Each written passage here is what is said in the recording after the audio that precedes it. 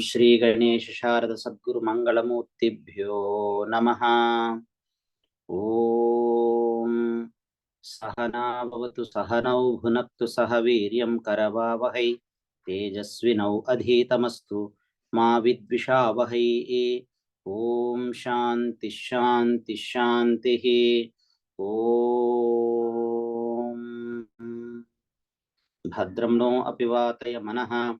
ओम शांति शांति शांतिः। आत्मतत्व निर्णयमु।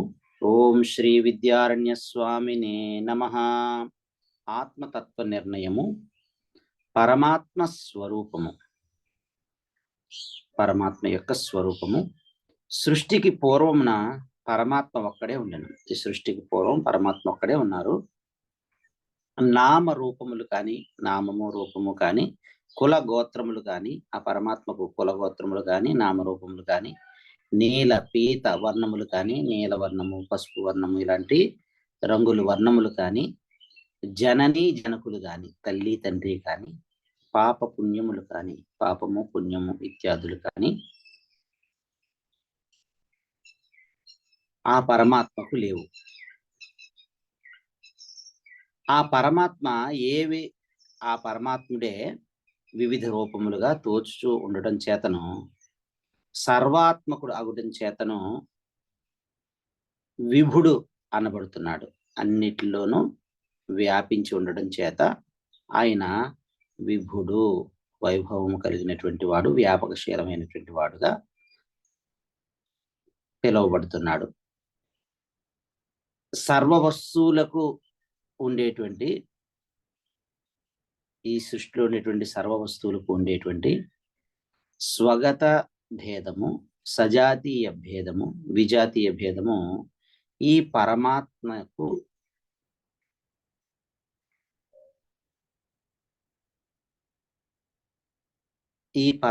కూడా సంకల్పించుండగా వేదం చెబుతుంది. ఏమని చెబుతుందంటే ఈ పరమాత్మకి దోషాలు ఏవి కూడా సంక్రమించినట్టుగా అనిపిస్తున్నాయి అని అంటే దానికి వేదం చెబుతుంది. ఏకం ఏవ అద్వితీయం, ఏకమేవ అద్వితీయం, ఏకం ఏవ అద్వితీయం అని వేదవాక్యాన్నందలి ఏకం ఏవ అద్వితీయం అనేటువంటి ఈ మూడు పదముల చేత కూడా ఈ సజాతీయ విజాతీయ స్వగత భేద రహితాలు అన్నిటినీ కూడా నిరాకరించి పరమాత్మకు ఏ దోషాలు లేవని నిరాకరించారు. వేదములన్నీ కూడా ఋగ్ యజుస్ సామాధర్వణ వేదాలన్నీ కూడా ఈ పరమాత్మకు అఖండ ఏక స్వరూపాన్నే నిరూపించి ఉన్నాయి. వేదములు పరమాత్మకు అఖండ ఏక రస స్వరూపాన్నే నిరూపించి ఉన్నాయి.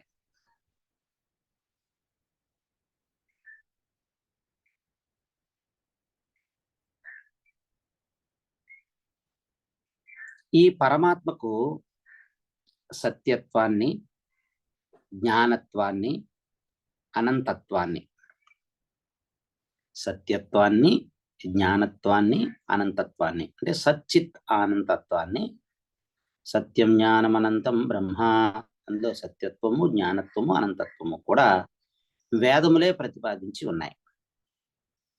పరమాత్మకు నిజమైనటువంటి స్వరూపము ప్రజ్ఞానమని తైత్తిరీయ శృతి, కృష్ణ యజుర్వేద అంతర్గతమైనటువంటి తైత్తిరీయ శృతి మనకి తెలియజేస్తుంది.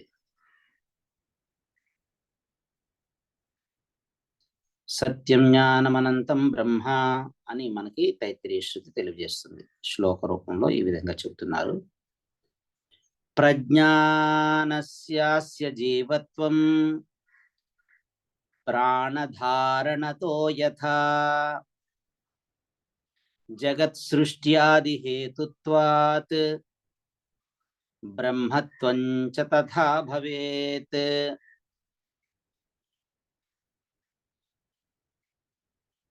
ఈ శ్లోకం యొక్క తాత్పర్యం ఏమిటంటే ప్రజ్ఞానానికి ప్రాణాధారం వలన జీవత్వము కలిగినట్లే జగత్తు యొక్క సృష్టి స్థితి లయము, ఈ జగత్ సృష్టి అది కారణం అవడం చేత బ్రహ్మత్వం కూడా సిద్ధించుచున్నది. మన యందుండేటువంటి ప్రజ్ఞానమే సర్వజీవులందును కూడా కలదు. సర్వజీవులు యందును ఆ కలదు. దానికి భేదము లేదు. ఈ ప్రజ్ఞానానికి, సర్వజీవులు యందు ఉండేటువంటి ప్రజ్ఞానానికి ఏ విధమైనటువంటి భేదము లేదు. అది ఈ ప్రజ్ఞానము సృష్టికి పూర్వం ఏ విధంగా అయితే ఉన్నదో నేటికి కూడా ఇప్పుడు కూడా అదే విధంగా ఆ విధంగానే అట్లే ఉన్నది. ఆ ప్రజ్ఞానానికి, ఆ పరమాత్మ స్వరూపానికి, ఆ పరబ్రహ్మతత్వానికి నాశనము లేదు. ఒకే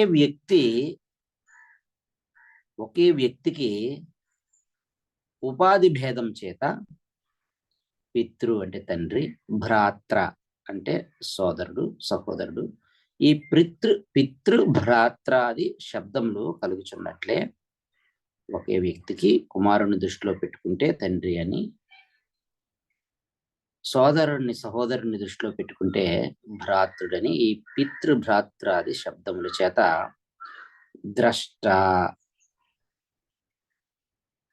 ఈ ప్రజ్ఞానానికి ఉపాధి భేదముల చేత ద్రష్ట చూచేటువంటి వాడు, శ్రోత వినేటువంటి వాడు, మంత ఆలోచించేటువంటి వాడు మొదలైన నామాలు కలుగుతున్నాయి. అంటే దృష్టి, శృతి, మతి మొదలగు నామములను చూసేవాడికి దృష్టి అని, వినేటువంటి వాడికి శృతి అని, ఆలోచించేదానికి మతి అని నామాలు, పేర్లు ఏర్పడుతూ ఉన్నాయి. ఈ ప్రజ్ఞానానికే సంవిత్ అని పేరు.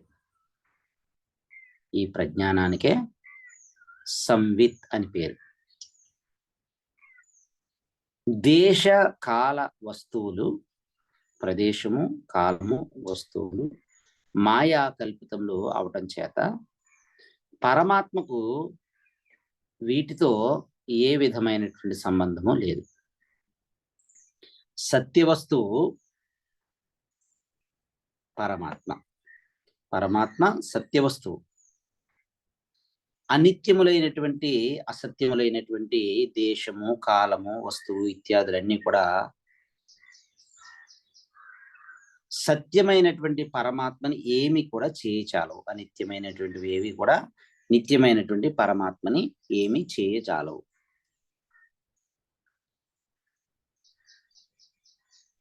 అంటే సర్వవ్యాపకుడు అవటం వలన, పరమాత్మ సర్వవ్యాపకుడు అవడం వలన దేశము చేత కానీ, ఆయన సర్వవ్యాపకుడు అవడం వలన దేశము చేత, ప్రదేశము చేత నాశనము లేదు. అలాగే పరమాత్మ నిత్యుడు అవటం వలన కాలము చేత నాశనము లేదు. ఎందుకని కాలానికి కూడా ఆయన ఆధారమైనటువంటి వాడు కాబట్టి. సర్వవ్యాపకుడు అవడం వలన దేశం చేత నాశనం లేదు, నిత్యుడు అవటం వలన కాలం చేత నాశనం లేదు. పరమాత్మకు పరమాత్మయే వివిధ రూపములుగా తానే ప్రకాశించుచు ఉండటం వలన అన్ని వస్తువుల్లోనూ ఆ పరమాత్మయే ప్రకాశించి ఉండటం చేత వస్తువు ద్వారా కూడా పరమాత్మకు నాశనం లేదని తెలుసుకోవాలను, మనందరం కూడా గ్రహించవాలని మనకి కృష్ణ యజుర్వేద శృతి తైత్రీయ ఉపనిషత్తు తెలియజేస్తుంది. దీనికి పరమాత్మకు కార్యము కానీ కారణము కానీ లేదు. అకారణ కారణము పరమాత్మ, పరబ్రహ్మ. పరమాత్మ పురుషుడు కాదు, పరమాత్మ స్త్రీ కాదు, పరమాత్మ నపుంసకుడు కాదు. అంటే ఏంటి? వీటన్నిటికీ ఆధారంగా ఉన్న కేవలం పరమాత్మ, పరబ్రహ్మయే, సచ్చిదానంద పరమాత్మయే, సత్యం జ్ఞానం అనంతం బ్రహ్మ అని చెప్పేటువంటి ఆ పరమాత్మయే ఒకడే. ఆయన స్త్రీ కాదు, పురుషుడు కాదు, నపుంసకుడు కాదు. ఏ శరీరాన్ని దాల్చితే ఆయా నామములతో పిలువబడతాడు, వ్యవహరింపబడతాడు తాత్కాలికంగా. పరమాత్మ ఆకాశము వలె సర్వగతుడు, సర్వవ్యాపకుడు. పరమాత్మ సర్వవ్యాపకుడు, సర్వగతుడు అయ్యి కూడా ఆయన అనురూపుడు కూడా. అనురణీయాన్ మహతో మహీయాన్. అణుత్వం అంటే ఈ కర్మేంద్రియ జ్ఞానేంద్రియాలకి ఈ గోచరింపకుండా ఉండటమే అని భావం. అణుత్వం అంటే కేవలం మనస్సు ద్వారా ఆయన సంకల్పం ద్వారా ఊహించదగినవాడు, మనస్సుకు భావం ద్వారా దొరికేవాడు తప్ప ఈ ఇంద్రియాలకి గోచరం అవ్వనివాడు. ఇంద్రియాలకు గోచరింపకుండటం వలన అణుత్వము అని ఆయన అణుస్వరూపుడు అని చెప్పారు. పరమాత్మ అణుస్వరూపుడు అని భావం. ఈ వారపు ముళ్ళునందును అతడు ఉండడం చేత దానికంటే చిన్నవాడు. అన్నిటికన్నా ఈ వారపు ముళ్ళు అంటే చాలా సూక్ష్మమైన సూది, చిన్నమైనటువంటిది. ఈ వారపు ముళ్ళునందును అతడు ఉండడం చేత దానికంటే కూడా చిన్నవాడు అంటే అణువు కన్నా ఇంకా చిన్నటువంటి వాడు అని పరమాత్మను గురించి చెప్పారు. ఆకాశానికి కారణం అవటం వలన, ఆకాశానికి ఆధారం అవటం వలన పరమాత్మను ఆకాశం కంటే కూడా పెద్దవాడని, ఆకాశమునకు కూడా ఆధార స్వరూపుడని, కారణ స్వరూపుడని వేదములు వర్ణించాయి. ఆత్మనః ఆకాశ సంభూత, ఆత్మ నుంచి ఈ ఆకాశం అనేటువంటిది ప్రకటమైంది కాబట్టి ఈ ఆకాశానికి కూడా ఆధారభూతుడు, కారణభూతుడు, అధిష్టానం అవటం వలన ఈ ఆకాశం కంటే కూడా పెద్దవాడు అని వేదాలు వర్ణించి ఉన్నాయి. మరియు పరమాత్మకు జ్ఞానేంద్రియములు కానీ కర్మేంద్రియములు కానీ లేవు. ఆయన అన్ని ఇంద్రియాలను భాషింపజేసేటువంటి వాడు. ఈ ఇంద్రియాలన్నీ ఆయన వలన ఈ శోభిస్తున్నాయి, కానీ ఆయనలో ఈ ఇంద్రియములు ఏవి కూడా లేవు. అయినా కూడా శ్రోత్రస్య శ్రోత్రం, శ్రోత్రస్య శ్రోత్రం, మనసో మనోయత్, వాచోహ వాచం కవు ప్రాణస్య ప్రాణః. ఇలా సామవేద శృతి కేనోపనిషత్తులో, అలాగే శుక్లయజుర్వేద అంతర్గతమైనటువంటి శతవత బ్రాహ్మణానికి చెందినటువంటి బృహదారణ్యక ఉపనిషత్తులో కూడా శ్రోత్రస్య శ్రోత్రం అనేటువంటి వేదవాక్యం చేత ఈ పరమాత్మ యందు సకల శక్తులను కూడా కలగడం చేత ఆ పరమాత్మకు హస్తములు లేకున్నా కూడా సర్వమును గ్రహింపగలుగుతాడు. ఆయనకి పరమాత్మకి పాదములు లేకున్నా కూడా ఆ పాద శక్తి ఉండడం చేత మహావేగంతో కూడినటువంటి గమనం కలిగినటువంటి వాడు. ఆ పరమాత్మకు నేత్రములు లేనివాడు అయినప్పటికీ కూడా నేత్రశక్తి కలవాడు అవడం చేత సర్వాన్ని కూడా చూస్తాడు, దర్శిస్తాడు అని. ఆయనకి చెవులు లేకపోయినప్పటికీ ఆ శ్రోత్రశక్తి కలగడం చేత ఆయన చెవులు లేకున్నా కూడా సర్వమును కూడా వినుచు ఉంటాడని.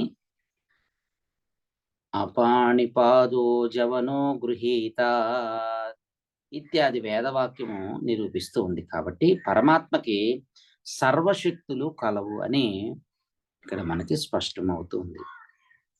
ఆయన సర్వశక్తిమంతుడు, సర్వవ్యాపకుడు, సర్వజ్ఞుడు. అలాంటి పరమాత్మకు సర్వశక్తులు కలవు అని తెలుస్తూ ఉంది. ఈ పరమాత్మ అంతటా నిండి ఉన్నను ప్రాణికోట్ల యొక్క హృదయంలో కూడా నివసిస్తూ ఉంటాడు. పరమాత్మ అంతటా వ్యాపించి ఉంటాడు, బయట లోపట. ఆయన సర్వము వ్యాపించి ఉంటాడు. అలాంటి పరమాత్మ యొక్క తత్వాన్ని మనకి శృతి సత్యం జ్ఞానం అనంతం బ్రహ్మ అని మనకి తెలియజేస్తుంది. ఓం పూర్ణమదః పూర్ణమిదం పూర్ణాత్ పూర్ణముదచ్యతే పూర్ణస్య పూర్ణమాదాయ పూర్ణం ఏవ అవశిష్యతే. ఓం శాంతి శాంతి శాంతి. హరి ఓం శ్రీ గురుభ్యో నమః. హరి ఓం ఏతత్ సర్వం శ్రీ పరబ్రహ్మార్పణమస్తు. శ్రీ సద్గురు చరణారవిందార్పణమస్తు. స్వస్తి.